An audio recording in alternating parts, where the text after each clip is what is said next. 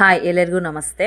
ಇವತ್ತು ನಾನು chicken gravy ಮಾಡೋಣ ಅಂತಂದೇಳಿ ಟ್ರೈ ಮಾಡಿದ್ದೀನಿ. ಇದು ಡೈಲಿ ಮನೇಲಿ ಮಾಡ್ತಿರ್ತೀವಿ, ಅವಾಗ ತುಂಬ ಇಷ್ಟ ಎಲ್ಲರಿಗೂ. ಯಾವ್ದು ರೀತಿ ಮಾಡೋದು ಅಂತ ತೋರಿಸೋಣ.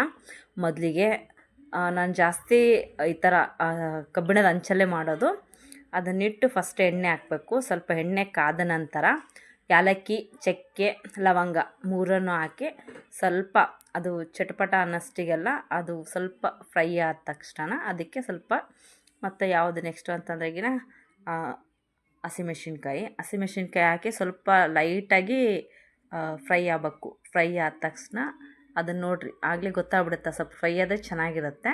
ಅದಾದಮೇಲೆ ಈರುಳ್ಳಿ ಹಾಕಬೇಕು. ಈರುಳ್ಳಿ ಸಣ್ಣದಾಗಿ ಹೆಚ್ಕೊಂಡಿದ್ದೀನಿ.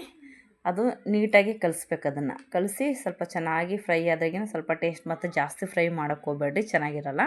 ಈಗ ನಾವು ಚಿಕನ್ನೆಲ್ಲ ನೀಟಾಗಿ ವಾಶ್ ಮಾಡಿಟ್ಟಿದ್ದೀವಿ. ವಾಶ್ ಮಾಡಿದ್ಮೇಲೆ ಆ ಚಿಕನ್ನೆಲ್ಲ ಹಾಕೋತೀನಿ. 1/2 kg ಚಿಕನ್ ಇದೆ ಇದು. ನಿಮಗೆ ಎಷ್ಟು ಬೇಕೋ ಅಷ್ಟು ನೀವು ಮಾಡ್ಕೋಬೋದು. Almost all 1/2 kg chicken one ಟೈಮಿಗೆ ಕರೆಕ್ಟ್ ಆಗುತ್ತೆ ನಮಗೆ. ಅದನ್ನೆಲ್ಲ ನೀಟಾಗಿ ಕಲಿಸ್ಕೋಬೇಕು. ಆದಷ್ಟು ಎಣ್ಣೆಯಲ್ಲೇ ಫ್ರೈ ಆದರೆ ಚೆನ್ನಾಗಿರುತ್ತೆ. ಅದಕ್ಕೆ ತಕ್ಕನಷ್ಟು ಅರಿಶಿಣ, ಉಪ್ಪು, ಖಾರದ ಪುಡಿ, ಅಚ್ಚ ಖಾರದ ಪುಡಿ ನಿಮಗೆ ಎಷ್ಟು ಬೇಕೋ ಅಷ್ಟು ಖಾರದ ಪುಡಿ ಹಾಕ್ಕೊಂಡ್ರೆ, ನಮ್ಮಲ್ಲಿ ಸ್ವಲ್ಪ ಜಾಸ್ತಿ ಸ್ಪೈಸಿನೇ ತಿನ್ನೋದು, ಹಂಗಾಗಿ ಸ್ವಲ್ಪ ಜಾಸ್ತಿ ಖಾರದ ಪುಡಿ ಹಾಕ್ತಿದ್ದೀನಿ. ನಿಮ್ಗೆ ಎಷ್ಟು ಬೇಕಾಗುತ್ತೆ ಅಷ್ಟು ಹಾಕ್ಕೋಬೋದು. ನೀಟಾಗಿ ಚೆನ್ನಾಗಿ ಕಲಿಸ್ಬೇಕದು. ಯಾವ ರೀತಿ ಅಂತಂದ್ರೆ ಆದಷ್ಟು ಎಣ್ಣೆಯಲ್ಲೇ ಫ್ರೈ ಆದರೆ ಚಿಕನು ನಮಗೆ ತಿನ್ನೋಕೆ ಚೆನ್ನಾಗಿರುತ್ತೆ. ನೋಡಿ, ಈ ಥರ ಚೆನ್ನಾಗಿ ಫ್ರೈ ಮಾಡ್ಕೋಬೇಕು. ಫ್ರೈ ಮಾಡಿಕೊಂಡು ಒಂದು 5-10 ನಿಮಿಷ ಲೋ ಫ್ಲೇಮಲ್ಲಿಟ್ಟು ಪ್ಲೇಟ್ ಮುಚ್ಚಿಬಿಡಿ. ಅದಾದ ತಕ್ಷಣ ನೋಡ್ತಿರ್ಬೋದು ನೀವೇ, ಚಿಕನೆಲ್ಲ ನೀರು ಬಿಟ್ಕೊಂಡು ಯಾವ ಥರ ಕಾಣ್ತಿದೆಯಾ ಅಂತಂದೇಳಿ. ಅದು ನೀಟಾಗಿ ಫ್ರೈ ಮಾಡಿದ್ರಾಗೇನ ನಿಮಗೆ ಚೆನ್ನಾಗಿರುತ್ತೆ. ಇದಕ್ಕೆ ನೆಕ್ಸ್ಟ್ ಏನಂತಂದ್ರೆಗಿನ ಮಸಾಲೆ ಯಾವ ರೀತಿ ಮಾಡ್ಕೊಳ್ಳೋದು ಅಂತಂದೇಳಿ ಈಗ ಮತ್ತೆ ನೆಕ್ಸ್ಟ್ ತೋರಿಸ್ತೇನೆ ನಿಮಗೆ. ನೋಡಿರಿ ಯಾವ ಥರ ಫ್ರೈ ಆಗಬೇಕು. ಅದು ನೀಟಾಗಿ ನೀರೇನು ಹಾಕ್ಬೇಡ್ರಿ, ಎಣ್ಣೆಲ್ಲೇ ಆದಷ್ಟು ಫ್ರೈ ಆಗಬೇಕು. ಅದಕ್ಕೆ ಬೇಕಾಗೋದು ಸಾಮಾನು: ಶುಂಠಿ, ಬೆಳ್ಳುಳ್ಳಿ 5 ಪೇಸ್ಟು, ಅದೊಂದು, ಟೊಮೊಟೊ, ಈರುಳ್ಳಿ ಮತ್ತು ಹಸಿ ತೆಂಗಿನಕಾಯಿ. ಈ ಮೂರನ್ನು ಸಪ್ರೇಟಾಗಿ ಮಿಕ್ಸಿ ಮಾಡ್ಕೋಬೇಕು.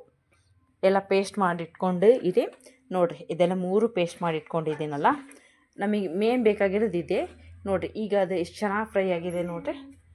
ನಿಮಗೆ ಬೇಕು ಅಂತಂದ್ರೆಗಿನ ಇದಕ್ಕೆ ಶುಂಠಿ ಬೆಳ್ಳುಳ್ಳಿ ಪೇಸ್ಟಿಗೆ ಹಾಕ್ತೀವಿ ನೋಡಿರಿ. ಅದನ್ನು ಶುಂಠಿ ಬೆಳ್ಳುಳ್ಳಿ ಪೇಸ್ಟ್ ಹಾಕ್ತೀವಲ್ಲ, ಎಷ್ಟು ಬೇಕೋ ಅಷ್ಟು ಅದು ಹಾಕ್ಕೊಂಡು ನೀಟಾಗಿ ಕಲಿಸ್ಬೇಕು. ನಿಮಗೆ ಗ್ರೇವಿ ಇಷ್ಟೇ ಸಾಕು, ಫ್ರೈ ಅಷ್ಟೇ ಸಾಕು ಅನ್ನಕ್ಕೆ, ಸಾರಿಗೆ ಅಂತಂದ್ರೆಗಿನ ಇದಕ್ಕೆ ಸ್ವಲ್ಪ ನೀರು ಹಾಕಿ ಸ್ವಲ್ಪ ಇದು ಮಾಡಿಕೊಂಡು ನೀವು ಇಷ್ಟಿಗೆ ಬೇಕಾದ ಸ್ಟವ್ ಆಫ್ ಮಾಡ್ಬೋದು. ಅದು ಆಲ್ಮೋಸ್ಟ್ ಆಲ್ ಅದರಲ್ಲೇ ಎಣ್ಣೆಯಲ್ಲೇ ಬೆಂದಿರುತ್ತೆ ನೀಟಾಗಿ. ಇಷ್ಟೇ ಬೇಕಾದರೆ ಆಫ್ ಮಾಡ್ಕೋಬೋದು. ಭಾಳ ಟೇಸ್ಟ್ ಮಾತ್ರ ತುಂಬ ಚೆನ್ನಾಗಿರುತ್ತೆ. ಒಂದು ಸರ್ತಿ ಬೇಕಾದರೆ ಟ್ರೈ ಮಾಡಿ.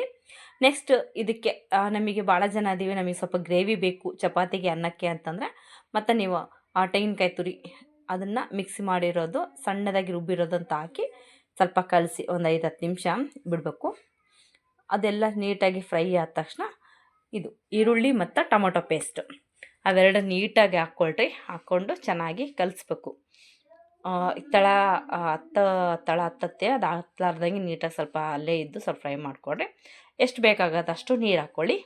ನೀರನ್ನ ಜಾಸ್ತಿ ಹಾಕಲ್ಲ, ಯಾಕಂದರೆ ನೀರು ಜಾಸ್ತಿ ಹಾಕಿದಷ್ಟು ಟೇಸ್ಟ್ ಇರಲ್ಲ ಅಂತಂದೇಳಿ ಎಷ್ಟು ಬೇಕೋ ಸ್ವಲ್ಪ ನೀರು ಹಾಕ್ಕೊತೀನಿ. ಅದಕ್ಕೀಗ ಲಾಸ್ಟು ಧನಿಯಾ ಪುಡಿ ಹಾಕ್ತಿದ್ದೀನಿ. ಧನಿಯಾ ಆದಮೇಲೆ ಸ್ವಲ್ಪ ಗರಂ ಮಸಾಲ, ಚಕ್ಕೆ, ಏಲಕ್ಕಿ, ಲವಂಗ ಮಿಕ್ಸ್ ಮಾಡಿರೋಂಥ ಗರಂ ಮಸಾಲ ಅದನ್ನು ಹಾಕಿ ನೀಟಾಗಿ ಕಲಿಸಿದ್ರಿಗಿನ ಆಲ್ಮೋಸ್ಟ್ ಆಲ್ ಆದಂಗೆ ಲಾಸ್ಟಿಗೆ ಎವರೆಸ್ಟು ಚಿಕನ್ ಪೌಡ್ರ್ ಹಾಕ್ತಿದ್ದೀನಿ. ಸ್ವಲ್ಪ ಹಾಕ್ಕೊಳ್ರಿ, ಟೇಸ್ಟ್ ಚೆನ್ನಾಗಿರುತ್ತೆ. ನೋಡಿರಿ, ಎಲ್ಲ ನೀಟಾಗಿ ಕುದ್ದಿದೆ. ಆಲ್ಮೋಸ್ಟ್ ಆಲ್ ಚಿಕನ್ ಎಲ್ಲ ನೀಟಾಗಿ ಬೆಂದಿದೆ. ಅದನ್ನು ನೋಡ್ತಿದ್ರೆ ತಿನ್ನಬೇಕು ಅನಿಸುತ್ತೆ ನೋಡಿ. ಅದು ಚಪಾತಿಗೆ ಎಲ್ಲದೂ ಚೆನ್ನಾಗಿ ಥ್ಯಾಂಕ್ ಯು ಫ್ರೆಂಡ್.